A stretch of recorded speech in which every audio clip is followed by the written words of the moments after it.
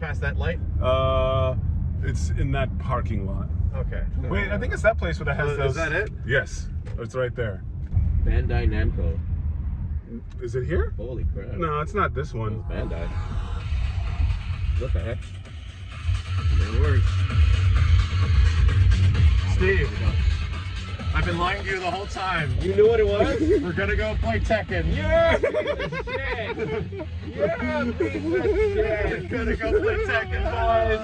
We're gonna go play Tekken. We're gonna go play Tekken, boys.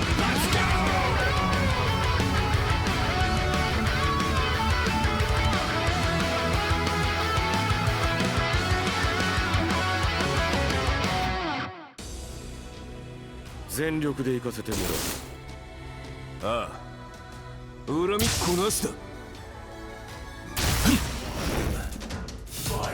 What's up, dudes? Max here. So, as you just saw, myself, Kenny, and Steve earlier this month were able to take a trip down to Bandai Namco's offices in the US and get some hands-on time with Tekken 8. There's still some other impressions and things of other trailers that have just recently come out that I still have to check out. But yeah, we got some decent hands-on time with the game. I think overall I got just over like 2 hours-ish of time. And yeah, I just got to essentially grind the game a bit, learn some moves, learn a character or two. In my situation, it was pretty much just one. I kind of spent the most of my time with Jin and seeing what's different about him in comparison, especially to the last like several iterations of Jin, which have been, you know, kind of established. And then also putting a very small amount of time into Lars and just kind of getting an understanding of this guy, because I'd imagine he's going to be the most wacky of all of them. And yeah, he kind of is. So lucky enough, I'm going to give you some all impressions of what our playtime experience sort of entailed, as well as a kind of a breakdown of what the systems feel like, how Tekken 8 is essentially changing more than ever before, I think, into something that is substantially different than previous Tekken games. So, number one, let's talk about the visuals. Unfortunately, we were unable to bring our own capture equipment to this event, so I can't really provide any lossless 4K video. Bandai Namco was nice enough to provide us with a bunch of B-roll matches and footage that have a very high bitrate, but was unfortunately recorded in 1080p. So, yes, any of the footage you're seeing that's being posted on YouTube right now, I think is not a very good representation of the visual quality of the game. I will be rendering this out in an upscaled 4K, so if you guys want to see this in a bit higher bitrate, this is not the visual fidelity that you see when you get there. And that is an important thing when it comes to the visuals of Tekken 8, why I encourage you guys to play this if you get a chance. It will be showing up at a lot of tournaments. I heard there was an alpha test going on at Combo Breaker in the near future. This game is an absolute stunner when in person. And I will say that in comparison to some of the earlier trailers, even the first visual trailer we saw, which was like Kaz versus Jin in a very story-like sequence with the boat in the background and stuff, I think the game looks a lot better than even that. In fact, I'd even go on a on kind of a tangent to say that this might be one of the biggest budget fighting games I've ever seen come out of Japan. And that seems a little weird to say that, only because we have other fighting games that are relatively big budget that are happening in the near future, like Street Fighter 6 looks amazing and looks a lot better in person than it does in, you know, compressed YouTube video or on streams. Tekken 8 visually is something else, and it really shows on the visual fidelity front how they have rehashed nearly everything. Character models between animations and a lot of stuff that you remember looking a certain way and behaving a certain way in previous Tekken games, it's just a little bit different now. And that's kind of refreshing that even in this game, Michael Murray was explaining to me, who's like one of the lead producers on Tekken, that they were having trouble with some of the new models because they didn't have anything to work with in the previous game, kind of reestablishing themselves completely. That, oh man, Jin doesn't really look like Jin. We have to go back and do something. Like there's some small things that are kind of taking away from what makes this guy look like this guy. I think the most funny example of that is Lars. There's obviously another character I played. But Lars looks like a completely different person than whoever the hell is in Tekken 7 and his weird-ass face. Anyway, the visuals are very good, and I feel like this is one of those examples, once again, like many fighting games that have come out over the past 5 to 7 years that are like 4K standard, right, that are absolutely made to be played in higher fidelity, that it is becoming very obvious that these games visually look really good in person, and they look kind of only okay when it comes to some of the demonstrations in the trailers. trailers. So unfortunately, what you're looking at right now is kind of a representation of that same complaint that I have, because this footage still is in 1080p natively. Let's hope that hopefully around the E3 timeframe, I can actually go in with some lossless video and capture some stuff for you guys and get some really high quality footage of Tekken 8 to show you exactly how it looks. But overall, I think this game's a stunner in person, and it easily comes across as one of the highest budget looking Japanese fighting games I've ever seen. At least with a minimal character roster at this point. This is an alpha. We are very early of this game coming out, which I'll talk about a bit later. So there's only like 10 or so characters that were even playable in the game. Now, talking about characters that were playable in the game, if you're expecting any other impressions of Brian or a Panda or somebody that is not actually announced yet, there was no details. There was no hints. We got a small snippet of Xiaoyu before we were able to play at this event. So am I the kind of person to be able to dive into every single Tekken character? Absolutely not. But I did have a little bit of hands-on time with Jin and Lars a little bit ahead of time when we went to this event to sort of at least have a grasp and understanding, because if there's one character in Tekken that you're going to get my interest in, and if they're being retooled in some way, it's going to be Jin Kazama, just because I have notoriously been not a huge fan of, you know, the modern day Jin in the same way that most people were after, you know, the Tekken 3 era. So I am happy to say that in terms of characters, I don't have a ton of impressions of everybody, but I did play a hell of a lot of good old Jin. The unfortunate aspect is I didn't have an arcade stick, so any of the skills that I were able to develop at the time was on a friggin' PlayStation 5 controller, which was indeed challenging, but I still had an absolute metric ton of fun with this character, because Jin is a lot different than he was even from Tekken 7, where he is like really tooled and really kitted and has situational things for almost like everything in the game. It feels like it's just your, you know, human element that is keeping you held back. He definitely feels like, and similar to many things in this game, characters are tooled and kitted, where they have a lot of things. And Jin's stuff, once again, similar to other characters, has just sort of been mixed around, where the way certain things work and the way they act just isn't the exact same as the previous game, and you're kind of like, oh, I wonder where that move went. Oh, it's over here? Oh, it's over there? For example, like a small note with Jin, if you crouch cancel with him and just do like the usual like Mishima motion, forward, neutral, down, down, forward, I don't want to get too nerdy with this. It usually leads to like a couple of things, like his electric if you do it with 2, his like upper punch which you do with 1, and he also usually has like his traditional hell sweep, which led into a combo in previous games. Shockingly enough, here's an example of a retooling of the character.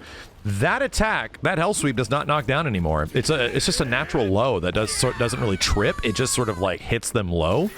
But it's funny, it has a natural follow-up now. So if you do it, it has this huge, like, Rock Howard, I'm not even kidding you, sprouts a wing type thing, does this massive overhead, so it now turns into a low, into like a high after, or potentially a mid, I think, and has a pretty decent damage, like, combo to it. I'm like, oh, wow, that's good, and that's a natural move, not something that is in his heat mode, which we'll have to talk about in a second. So what I liked about Jin, outside of heat mode, which is a huge modifier of how these characters play, this character is getting a lot of different tools and a lot of different things that are just put into different places, which is really enjoyable, on top of all the new kind of crazy Devil Jin jumping around wild stuff.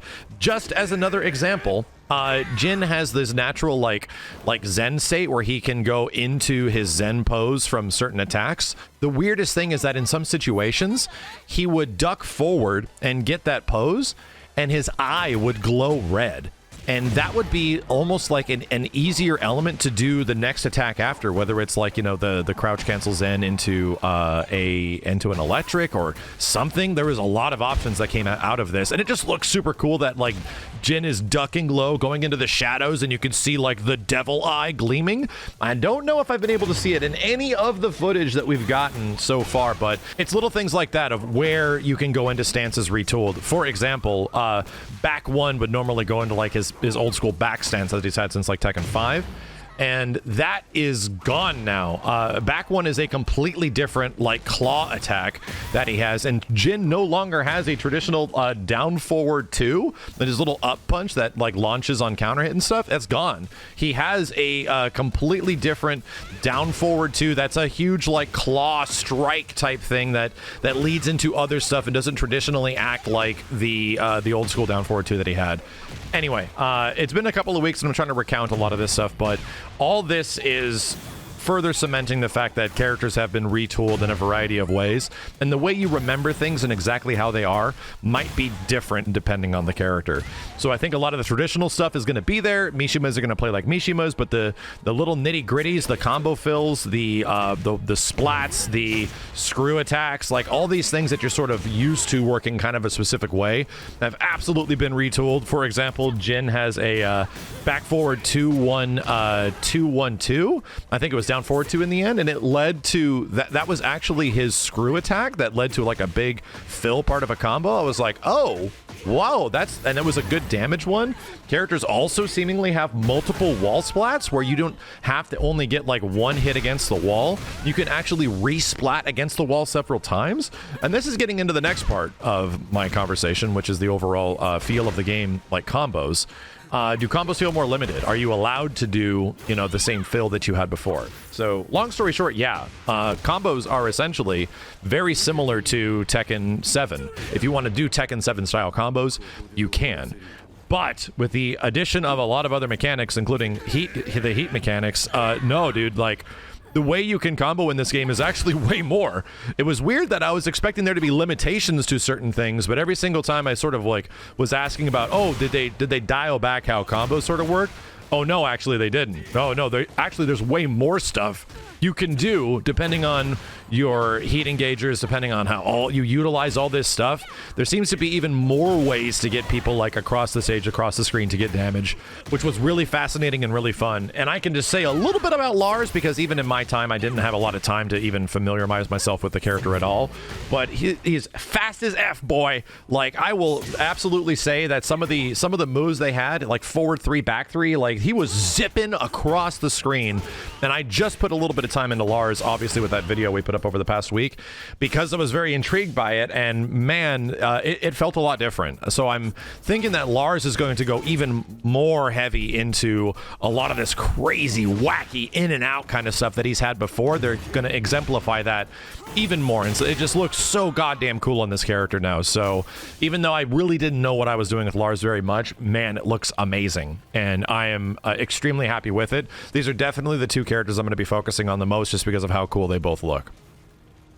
Outside of that, let's talk about heat stuff, and I don't think I'm going to be able to reveal anything insane that other content creators, much less the devs, have gone over, but one thing I will tell you is there was an absolute element to what the devs were trying to communicate to us in all that pre-release footage and at this event, and that seems to be character individuality. I don't think it's really a weird take to say that Tekken 7, especially over the case of like many DLC characters and where it eventually went, started to get a little homogenized with how the structure of the system worked, how certain characters worked, like the way their overall toolkit functions with the system of the game. It sort of felt like, oh yeah, once you learn one, you can kind of learn them all. So of course that helps a lot with like the legacy skill aspect of Tekken. And the nice part about it is that they seem to be directly targeting that. They seem to make a conscious effort in designing this game that they want things to be different. They want things to functionally be different, to systematically be different, and for character individuality to pop open more than ever before. And the number one example of that is the heat system. And if there's one thing we can explain that I think has been explained over and over again, but now we have an absolute result of it, when characters are in heat mode, you've entered instinct. When characters are in heat mode, that V trigger is activated. Your bloody roar has been engaged. It's essentially a transformative state for 10 seconds where your character is juiced and you get access to things that you have not had access before from previously in the round, and it gets friggin' wild, dude. So this is the part where this makes Tekken look even more varied and different than it has looked before. And that, again, was another thing that seemed to be echoed from the developers. For example, I was asking them specifically, the first thing I tried to do was move around a bit, and my Tekken movement sucks. But number one, it still felt like movement felt sort of Tekken 7-y, and then I got some nice individual time with Mike Murray, who's the producer of the game, and he just allowed me to grill him on a lot of elements of it as we were just messing around with characters, and he was showing me cool stuff that you could do. So immediately I'm like, so everyone's gonna want to know about movement, like what the actual, you know, word from the horse's mouth is. And the cool part about it is he said that they really didn't touch movement. That movement should feel very similar to Tekken 7. I thought it was a placebo effect. I thought like certain sidesteps felt better on some characters. I was like, man, sidestepping feels really good in this game. Did you guys buff sidestep? And he gives me like an overlooking glance and he's like, no, we really didn't. I mean, what about backstepping and all that kind of, what is movement, you know, how different is movement going to be? Are you going to allow people to move back faster? And he's like, we pretty much tried to leave it exactly the same as Tekken 7, which is fascinating because this game is naturally not as defensive of a game. It's being designed to be more aggressive, and naturally Tekken 7 movement isn't the most defensive thing in the world. You can't really move too much in comparison to like Tekken Tag 2.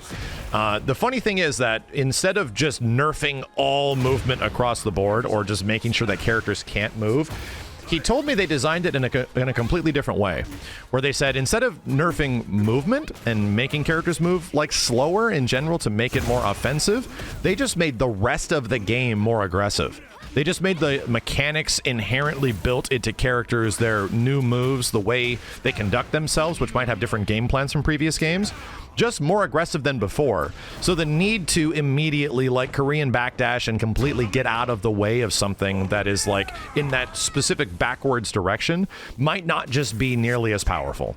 So we don't know exactly what it comes down to, like sidesteps or how power crushes can interrupt things, because once again, heat engagers, and when you're running in at somebody from a heat engager and it's like, God, I'm like negative 10 or 15, what the hell do I do? Feels like you have to eat a mix-up.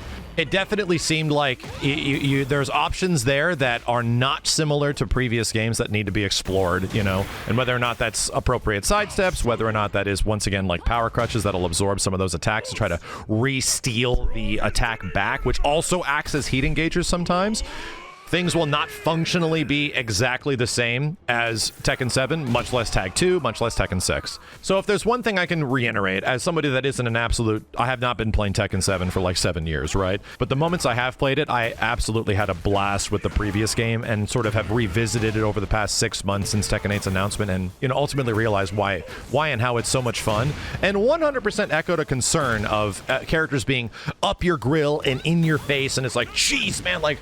This feels like the antithesis of what Tekken 7 was kind of about, because I really enjoy that, you know, sort of just like waiting for something, whiff punishing with Noctis with the down forward 2, like all that kind of stuff. It makes that game very enjoyable. They are going for something different this time, and they are consciously aware of it. They know that this game will not potentially like appetize every single person that loved the intricacies of 100% high level Tekken. This is going to be something where you'll have to reevaluate your approach. You're going to have to reevaluate how characters function, and to me that is a welcome situation.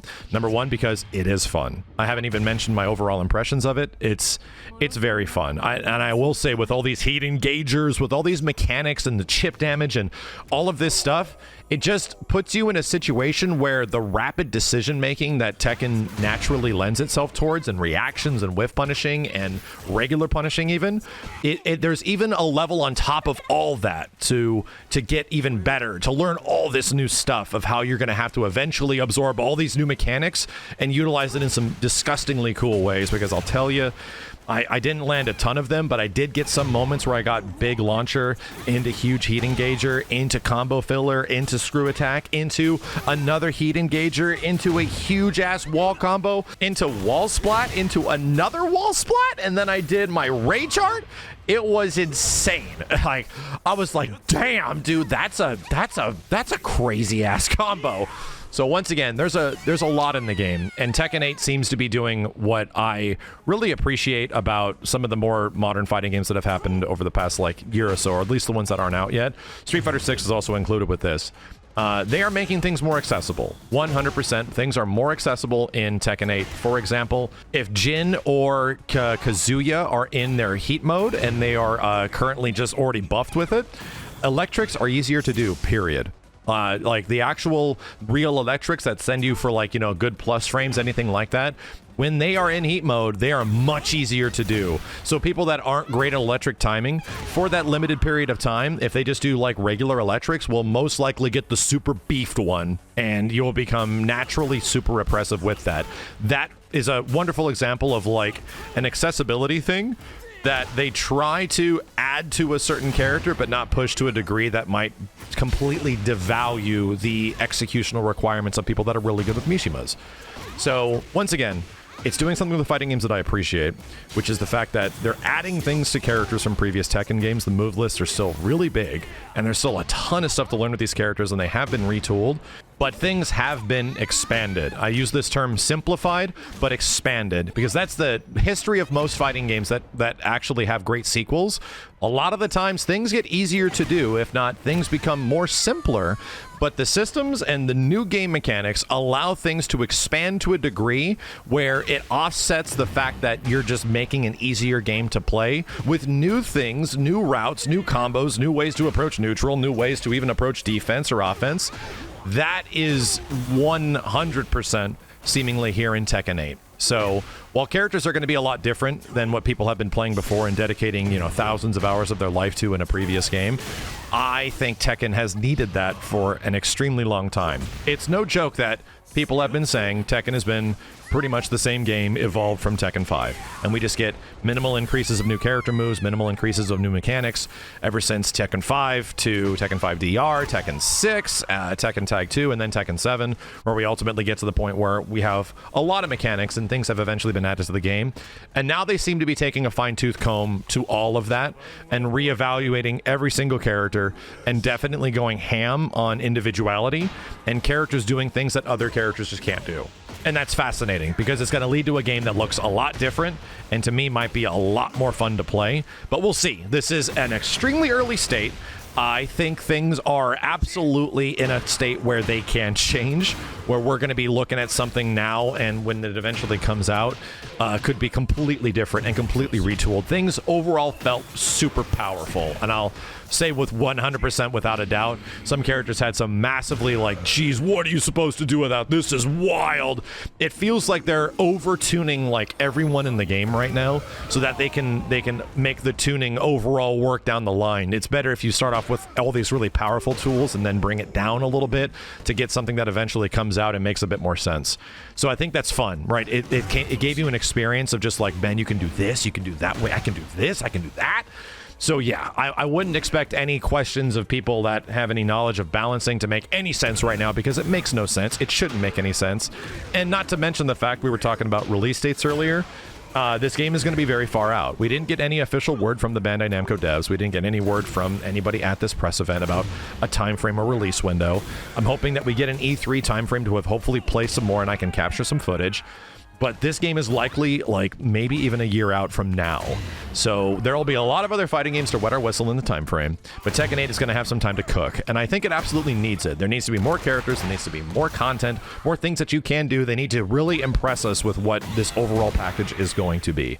And right now, visually, right now from this brief demo, I am super impressed. And it's going to take until after TWT, Tekken World Tour, next year, which is going to be around February-ish, to even get a better idea of when that next release date is, because we're definitely not going to be watching Tekken 7 World Finals while playing Tekken 8. That makes no sense. It's going to be quite a bit of time until we see this game actually come out and released. But they're getting feedback very early on, and they seem to be very receptive to all this feedback. And yeah, they were very interested in everybody's opinion. So once again, a huge thank you to Bandai Namco. Huge thanks to Mike Murray and Harada, everybody that came down from Japan to go ahead and talk to us and give us a bunch of hands-on time with the game. It meant a lot. Let me know what you guys feel about Tekken 8 in the comments below. I'll be back and probably reviewing some footage of characters in the near future, especially of Jin, that was in all this compiled footage. And yeah, we'll see if we can figure out more of what the heck is going on, and I can explain some of the things that I remember from the event. Anyway, I appreciate a thumbs up on the video if you guys enjoyed this. Hopefully the quality of the video didn't look too bad, but maybe sometime in the near future we can get some like actual native 4K resolution capture so you can finally see all the crazy stuff that I think every content creator that was there is talking about. This game is definitely amazing looking. Either way, appreciate that thumbs up or a comment below. My name is Max, and I'll see you guys next time.